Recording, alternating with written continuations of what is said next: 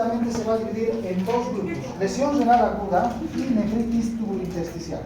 Esto va a ser más sencillo que el otro y es más fácil de poder diagnosticar. La patogenia, diferentes causas.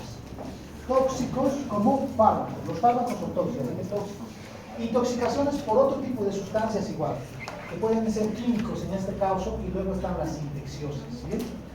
Vamos, seguimos avanzando. Este cuadro está en el libro, lo mismo. Aquí te dice de las infecciosas, las pielonefritis. Entonces vamos a ver cómo llega este microorganismo a afectar justamente a este segmento. Los tóxicos, fármacos, los analgésicos, plomo, etc. Y luego están las enfermedades, poluratos, poroxalatos, etc. Otros factores, los físicos, la obstrucción que se puede dar de las vías urinarias, etc. ¿Qué es la afectación? En este caso va a ser una lesión en el cual va a provocar una necrosis tubular aguda. ¿Bien? Esa es la lesión renal. Una lesión en el túbulo con una clínica por la diseminación aguda de la función renal, con evidencias morfológicas de necrosis o de lesión tubular. Aquí está la lesión, si se observa bien acá, esta descamación de los túbulos. Ahí se ve cómo no hay las células, aquí hay célula, y esta parte de acá, miren, está vacía, no hay la célula. Lo que pasó es justamente se descama, y vamos a ver cómo se da ese nivel. Ahora, entienden algo, esa función de esa célula cumplía lo que es justamente la parte de hacer ese intercambio de sustancias internas externas, o sea, en la parte del tubo y en la parte de lo que es el tejido. A nivel microscópico, ustedes recordarán en fisio, han visto esto del contratransporte y el cotransporte que cumplían las células, donde metían glucosa si se necesitaba y sacaban radicales libres y proteínas. Eso era lo que han visto en fisio con las bombas o con los medios de transporte. Eso están en las membranas. Y lo que pasa aquí es, si tú rompes esa célula, ya no hay quien meta y saque. Y por ende, no tiene ya la función el riñón de hacer justamente esa reabsorción ni esa eliminación. Por eso se conoce como insuficiencia incluso renal, provocado por un daño, una lesión, y se dice lesión renal aguda. ¿Bien? Muy bien, todo eso es lo que va a pasar. ¿Cómo llega a afectar en sí todo esto? Se va a llegar a afectar, o el 50% se debe justamente, o se dan en pacientes hospitalizados. ¿A qué se debe la administración de medicamentos que se están dando? No, la administración de medicamentos en su gran mayoría puede llegar a provocar, sobre todo cuando es un tiempo prolongado. Aquí está la afectación. El glomérulo está muy bien, no tiene ningún problema. ¿Cuál es aquí el problema? El túbulo. Aquí está el túbulo. ¿Y qué pasó con el túbulo? El túbulo, lo que ha pasado es que se ha lesionado por tal vez una hipoxia, que ya vamos a ir viendo, donde la célula endotelial en este caso se sale, se descama, y va a buscar un lugar más pequeño que se va a ir acumulando, luego obstruyendo y no permitiendo la formación de hoyo, ¿no? Entonces las células endoteliales necróticas en este caso se descaman y van a formar lo que son esos cilindros, y esos cilindros van a provocar lo que es la obstrucción. Ahí se va observando cada uno como los túbulos están justamente obstruidos en este caso. Estas lesiones, entonces, vamos a ir viendo a qué se van a ir a formar. Normalmente, hemos dicho que la gran mayoría son tóxicos, hierro tóxico, moléculas de globina, etcétera, que justamente van a provocar. Hay un cuadro de la fisiopatología, que van a verlo en el libro, en el cual esta lesión tóxica provoca la lesión del túbulo con una vasoconstricción del vaso sanguíneo, disminuyendo su flujo o la filtración glomerular, provocando una inflamación intersticial, descamando en este caso las células endoteliales, provocando la obstrucción como resultado en una vista macroscópica. ¿Qué va a pasar? El paciente está disminuyendo su orina e incluso luego ya no tiene orina. Aquí se entiende mejor cómo afecta esta formación. Vamos a explicarlo muy bien. Dentro de esto, las consecuencias entonces se deben a una alteración del endotelio, por eso dice disfunción endoteliana. ¿Cómo llega esta disfunción? Puede verse por justamente lo que es una disminución del aporte sanguíneo, la isquemia. Por esta disminución del aporte sanguíneo, ¿qué va a provocar a nivel de los vasos sanguíneos? Lo que es una vasoconstricción con esos mediadores de liberación, que son estos.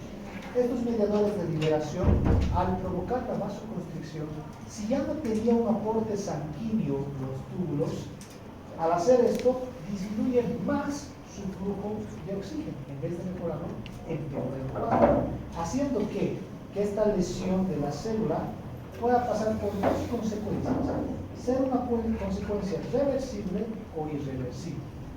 Si es irreversible, la célula no recibe oxígeno, se necrosa o se destruye, apoptosis, lo cual que va a provocar una pérdida de la célula tubular. Si se empieza a destruir o a descamar, ¿qué pasaba con su función de flujo? Ya no daba, disminuía su flujo. ¿Y cómo se traduce eso? Oliguria. Eso es lo que pasa. Pero hagamos la reversible. Si fuera una lesión reversible, ¿quién puede ser una lesión reversible? Los fármacos. Cuando se están estimulando con fármacos, van provocando la lesión. Si tú retiras el fármaco, pues miren, al retirar la pérdida, va a haber un aporte distal de sodio con una retroalimentación tubuloglomerular. Retiramos el fármaco, la lesión que se estaba provocando con ese aporte distal, luego empieza sus concentraciones normales. A un inicio tendrá oliguria, pero puede restaurarse el cuadro. Por eso es la presentación. De esto depende mucho en base a cuánto de tiempo está expuesto al tóxico, al fármaco o a la hipoxia provocada por esos agentes. ¿Bien? Vamos viendo entonces. Lesión renal por la causa isquémica, sobre todo por una disminución del aporte del flujo sanguíneo. ¿Bien? Dentro de esto vamos a ver en la parte morfológica las necrosis que se van a ir dando por una disminución del aporte sanguíneo, los cuales se traducen como lesión renal cardíaca. Están las que hablan mayormente de los antimicrobianos. Todo. Cualquier obviamente hay algunos que son más tóxicos. En fármacos les van a hablar va a haber fármacos nefrotóxicos, los que tienen alta probabilidad de provocar lesiones a nivel de los riñones, y eso son consecuencias para esta lesión. Pero en sí todos, los AINES, los antimicrobianos, también está lo que sería hasta una aspirina puede provocar lo que es lesión. ¿A qué se debe esto? Por la filtración. ¿Por dónde se elimina la mayor cantidad de los medicamentos? Por los riñones. Entonces ahí puede provocar. ¿Cuál es la consecuencia? Una sobredosis o una alta dosis que se da. Por eso ustedes van a ver que hay lo que es justamente en relación a una dosis efecto que van a aprender un fármaco, que normalmente podemos, por ejemplo, de los 400 que se da de ibuprofeno, los 400 no actúan, eso ya se ha debido enseñar. De los 400, solamente con la mitad tú logras el efecto. ¿Pero por qué le estás dando 400? Porque durante esa transformación y esa absorción que se pasa, necesitas mantener un umbral. Les han debido mostrar unas curvas, ya han visto, claro. No, estamos en la introducción. Ya, cuando van a ver esas curvas, van a ver que tiene que llegar a un lugar para mantener esa presión constante del medicamento. Si esa curva fuera así de rápida y se bajara, la acción es mínima. Lo que se tiene que hacer es mantener esa dosis. Por eso, cuando nosotros damos un medicamento, lo damos con tiempos para mantener esa curva y tenga esa acción. Si yo lo duplico, lo lógico sería, si yo le aumento, su curva tendría que ser más. Sí, pero el problema es que al ser más, es más dañino, provoca más alteración a otras estructuras, en este caso al riñón, al hígado. Esos son los dos órganos que se afectan con los medicamentos. Entonces, en sí todos los medicamentos van a tener justamente alrededor. Hay otros que son más tóxicos, que hay que ajustar sus dosis. Hay otros que les puedes dar hasta 1 gramo y no va a tener tanta repercusión sobre lo que sería el riñón. Pero si le sigues dando, luego estás provocándole una lesión por justamente una dosis acumulativa. En este caso, todos los medicamentos nefrotóxicos que van a ver en la clasificación, ahí están desde lo que son los opioides, por ejemplo, nefrotóxicos. Algunos antimicrobianos, como los aminoglucósidos, son nefrotóxicos. Entonces, si yo le voy a dar un aminoglucósido, que tal vez es, ¿por qué le daría esto? ¿De qué depende? Va a depender de diferentes situaciones. Si este paciente ya tiene un antecedente de que su riñón esté mal, que tú le tienes que dar sí o sí, porque es el único medicamento que puede tratarse para, en este caso, un agente microbiano, lo que tienes que hacer es ajustar, pero sí o sí es el único con el cual vas a poder eliminar. No hay de otro. Por eso es muy difícil tratar a pacientes que tienen ya daños renales muy importantes, con mayor de 50%. Por eso hacemos los cultivos, para saber a qué medicamento es sensible ese microorganismo. Y si luego resulta que tengo que dar aminoglucósida y el paciente tiene 50% de su función renal, y sé que si le voy a provocar esto que estamos viendo ahora, tendré que ajustar la dosis y luego tendré que ver cómo poder recuperar ese riñón si es que lo puedo. Y aquí estamos viendo de que se puede. La lesión que se puede provocar, ya lo hemos mencionado aquí, puede ser irreversible y va a depender de qué, de justamente esa distribución. O sea, si le voy a dar, tendré que darle en dosis mínima por un tiempo menor para que luego pueda recuperar su formación de orina, porque al inicio, mientras le doy, va a tener orina. Cuando lo retire voy a poder restaurar el cuadro, pero es un cuadro reversible. Si no lo voy a reducir esa dosis, le voy a dar la dosis agresiva, va a ser un cuadro irreversible, provocándole necrosis y fulminando su riñón. Y ese paciente se va a dializar, ya no hay nada más que hacer con su riñón, sería diálisis directa. Bien, ¿cuáles son las consecuencias? Tóxicas, la primera, ahí está el plomo. Ahora, cuando hablamos de tóxico, no solamente entiendan a intoxicaciones por una fábrica, por el plomo, etc. Dentro de lo que es el glóbulo rojo, cuando el glóbulo rojo se destruye, imagino que esto ya lo han visto en fisiología, ¿saben cuánto tiempo con el glóbulo rojo? Perfecto. ¿Quién es el órgano que lo va a destruir después? El vaso. ¿Y lo que va a hacer? Va a liberar su forma de la globina, de hemoglobina, y uno de esos es muy tóxico. ¿Por dónde se elimina? Ahí está. Todos esos desechos también, la urea que hemos visto, ¿dónde también van a llegar? A eso se habla con toxicidad. Entonces, cuando esto aumenta, lo que va a provocar es justamente esa isquemia, ese tóxico, lo que provoca a nivel del túbulo es que se contraigan los vasos sanguíneos, una vasoconstricción. Y esto es fácil. Si se provoca una vasoconstricción, ¿recibe más oxígeno el tejido o no? No recibe más oxígeno porque se cierra y entran menos glóbulos rojos que están llevando oxígeno. Entonces sufre lo que es una isquemia. Este es uno. ¿Quién es el otro? Fármacos. Los fármacos de igual manera actúan de la misma forma. Vasoconstricción sigue siendo un tóxico, pero aquí no es algo como por ejemplo un metal. Aquí es un medicamento, el cual está provocando lo mismo, que va justamente a provocar una vasoconstricción, provocando una isquemia a ese nivel. Y aquí está el tubo. Lo que podemos observar son dos, isquémico y tóxico. Cuando es isquémico, que la gran mayoría son los fármacos, miren, hay ciertas zonas que se afectan un poquito aquí, un poquito acá, o sea, es más reversible. Pero cuando es tóxico, miren cómo la gran mayoría del tubo se va a afectar. Todo lo que es miren, ¿qué túbulo es este? El proximal. Este es el primero. Y el proximal, miren cómo se afecta. Y el proximal era el más importante. ¿Qué hacía el proximal? ¿Qué hacía? Es el primero. ¿Qué hace el primero? La absorción. La absorción es el principal. Los otros ya hacen intercambio, ya empiezan a eliminar estos. Este es el que reabsorbe. Y este es el primero que se les dio. Entonces ya no se va a reabsorber. Ya no se va a reabsorber y se va a tapar aquí y listo. Ya no se reabsorbe lo que se necesita, pierde. ¿Y qué reabsorbía? Sodio era lo más importante que se reabsorbe, es el sodio, que se encuentra justamente a este nivel. Entonces, ¿qué va a pasar? Va a haber lo que es una disminución de sodio a nivel de la sangre. Todo eso sucede. Eso lo van a ver más en nefro. Ahorita estamos viendo superficialmente que un tóxico provoca lesión a este tubo. No les voy a preguntar cuáles son los iones que deberían entrar, cuáles son esos transportes que están afectados. Eso lo van a ver. Ahí va a ser un poquito más. Esto es solamente de forma general. Vamos con la evolución clínica.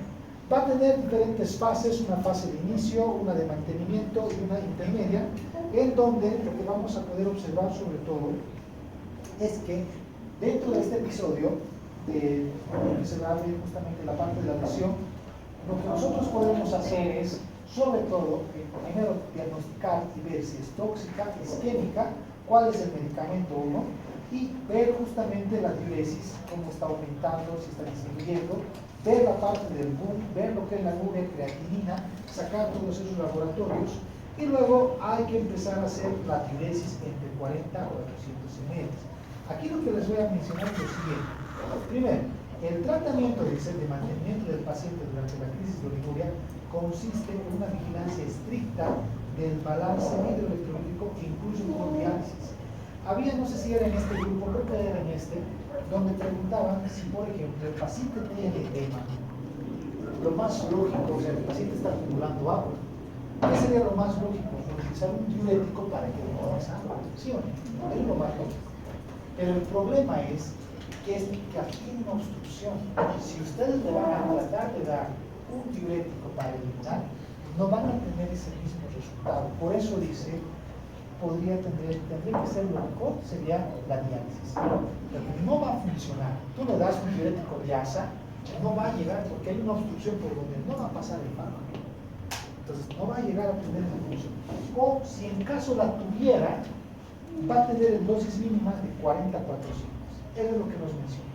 Dentro de lo que es la función clínica, entonces, la fase de recuperación dependerá mucho de cómo vamos manejando los radicales. Hay que jugar con lo que son el sodio, el potasio, en este caso, ver cuánto es su sodio, para al hacer la reposición de líquidos, darle justamente, más que todo, reponer los hidrogenados, reponer en este caso sodio. Si su sodio ha disminuido, pues le tengo que dar sodio para que esa hiponatremia que hay vuelva nuevamente a lo normal. Para que así, de esta reposición que va a haber, pueda alcanzar entonces a los 3 litros de orina normalmente. Cuando se hace, cuando se elimina el agente que estaba provocando, cuando era una lesión reversible. Cuando es irreversible, no hay nada más que la diálisis. Vamos viendo nuevamente defectos en la función tubular que van a provocar una disminución en la capacidad para concentrar la orina. Entonces, el paciente lo que a un inicio puede tener es poliuria o micturia. También puede haber una depresión salina llegando a provocar una acidosis metabólica, provocando unos defectos en la reabsorción y defectos en la secreción tubular. Dentro de esto, entonces, en la manifestación y en el laboratorio, ¿qué van a presentar? Va a haber azoemia, va a haber poliuria, va a haber pérdida de sal y va a haber los defectos de excreción de ácido. ¿Bien? Ahí está otra vez todas las causas que provocan infecciosas las pielonefritis, tóxicas los fármacos, también está el metal, el plomo, etc. Algunas enfermedades por concentraciones de tóxicos que van justamente a provocar. Veamos entonces las nefropatías que van a provocar la alteración fisiológica, sobre todo infecciosas. Se dice que va a ser una nefritis tubulointersticial aguda cuando el inicio es rápido, uno. Cuando dentro de su histología hay edema intersticial y necrosis tubular, con edema y eosinofilia. Se dice que va a ser una nefritis tubulointersticial crónica cuando va a haber infiltrado leucocitario mononuclear, fibrosis intersticial y atrofia tubular diseminada. Ahí están las dos diferencias histológicas que van a presentar para una aguda y una crónica. ¿Bien? Dentro de lo que es esa nefritis, entonces lo que se va a poder observar es que va a haber las necrosis tubulares que van a ser focales o diseminadas, los cuales van a tener esas características, sobre todo la forma aguda, y en la forma crónica vamos a ir. Esa es la forma aguda. Miren cómo hay un aumento de tamaño, está aumentado, y cómo se observa justamente. Ustedes pueden ver como amarillo es la parte como si fuera pus, y en la parte histológica ahí se observa, son de color más lila, lo vamos a ver más en el laboratorio, donde todo esto que se observa es un aumento de células, una hipercelularidad que hay, pero son glóbulos blancos. Por eso también la primera causa es la infecciosa. Ahí se puede observar, miren, cómo hay bastante infiltrado leucocitario que está inducido por fármacos. El fármaco está provocando una reacción inflamatoria, cómo se inflama, y miren cómo los glóbulos blancos vienen a todo este tejido, provocando luego su lesión. ¿Bien? Dentro de lo que serían estas nefritis tubulointersticiales, sus dos presentaciones, hemos dicho que una era las infecciosas. En las infecciosas se conoce como pielonefritis. La pielonefritis o la infección urinaria alta es más común en el sexo femenino. En el sexo masculino es muy difícil encontrar pielonefritis, en primer lugar. Segundo, va a ser un trastorno renal que afecta, ojo, a los túbulos, al intersticio y a la pelvis renal. Nunca afecta al glomérulo. Cuidado que se confunda. La glomerulonefritis era otra cosa. Las pielonefritis son afecciones de pelvis renal, intersticio y túbulos. Dentro de sus dos formas, la aguda está dado por un agente microbiano común. ¿Cuál es? ¿Cuál es el agente causal de las infecciones urinarias? El coli, ¿quién ha dicho? Los varones saben más. Las mujeres tienen que darse cuenta que, ¿por qué son más propensas a las infecciones? Simplemente anatomía, lastimosamente anatomía. Pero este último ha habido bastantes casos nuevos, lo vamos a llamar de esta forma, que se están presentando en un sexo masculino. Y a ver, dándoles ese dato, es un varón que acude por presentar signos de infección urinaria alta. ¿Cuáles son los signos de infección urinaria alta? Fiebre, leucocitosis en laboratorio, dolor lumbar o signo de Murphy positivo, hacen que justamente nos oriente a una infección urinaria alta. Pero es varón, ya he dicho que era muy poco probable. Dentro de los antecedentes, ¿qué tendría que buscar? Ahora, ojo, ¿dónde se encuentra la E. coli? ¿Dónde? Muy bien, las intestinas. Entonces, ¿qué averiguarían? Vamos sin miedo, están en medicina, que estuvieran en el colegio. ¿Qué averiguarían? Si es homosexual. Exacto, su vida sexual. Si el hecho de que digamos de que es, ahora sí, dentro de la vida sexual también hay que ver el tipo de actividad sexual que tiene. Puede ser que no sea homosexual, pero tenga tenga otra tipo de actividad, perdón, que le guste o que realice, y obviamente ese es la causa, ese es el antecedente. Es que tienen que averiguar y eso tienen que saber cómo formular.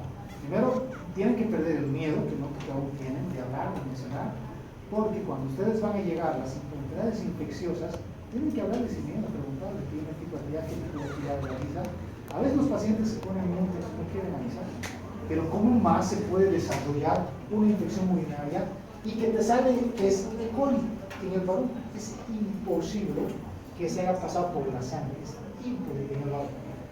Vamos a ver por qué. Hay un cuadro, que ya me falta mucho, con ese cuadro voy a acabar. Aquí está. Aquí está, este es el cuadro. Con esto acabo porque creo que ya va a ser otro, ¿no? Para que sea el sexo femenino, la E. coli es el más común, no significa que es el único, hay otros.